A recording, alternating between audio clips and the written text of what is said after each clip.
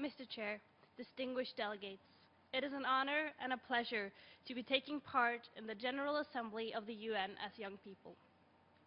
We stand in a moment of time with exceptional possibilities, a moment where sustainable development, fulfillment of basic human rights, and freedom to live a dignified life for all have moved within our reach. With this in mind, I wish to address two issues pertaining to the needs of young people.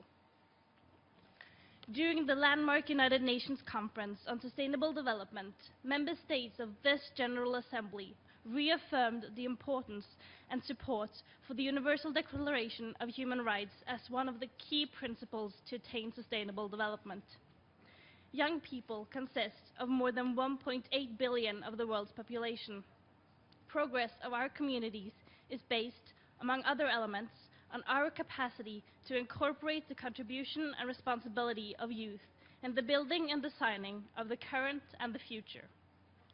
Hence, enabling the economic, social, and political participation of youth is of utmost importance. Meaningful involvement of youth in society can only take place when member states commit to allocate resources for empowering and creating space for young people to take part in and influence decision-making processes. Member states must recognize the value of young people's participation when prioritizing, designing, implementing, and evaluating local, national, and international policies and activities. Dear Mr. Chair, speaking on behalf of the children and youth of Norway, we would like to point out the importance of enhancing the capabilities of young people in order to seize the extraordinary opportunity of human development. Inadequate health services and human rights violations greatly diminishes those capabilities. Still, in many places today, young people do not have access to adequate health services, as outlined in the UN Convention on the Rights of the Child, Article 24. Health has been defined by the World Health Organization as not merely the absence of disease or infirmity, but as a state of complete physical, mental, and social well-being. Issues related to mental health disorders, which is the leading cause of disability among young people, impacts 20% of the world's children and youth, according to WHO. Some of the preventable causes of mental disorders among adolescents are directly related to human rights violations, such as involving children in armed conflict, either as child soldiers or as witnesses, child prostitution, child labor, displacement from home, and other forms of violations.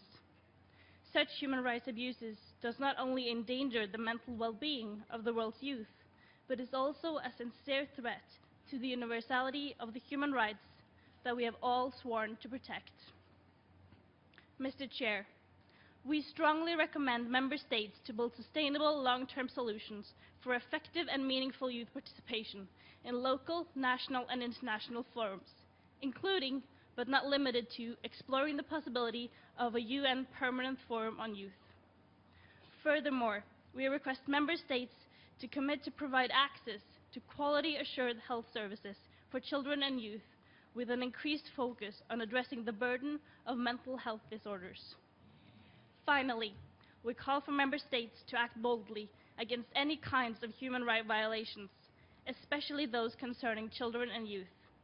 Such violations greatly limit the capabilities of young people and are unacceptable. Thank you, Mr. Chair. I thank very much the delegation of Norway for its statement, and I'm now giving floor to the delegation of Iraq.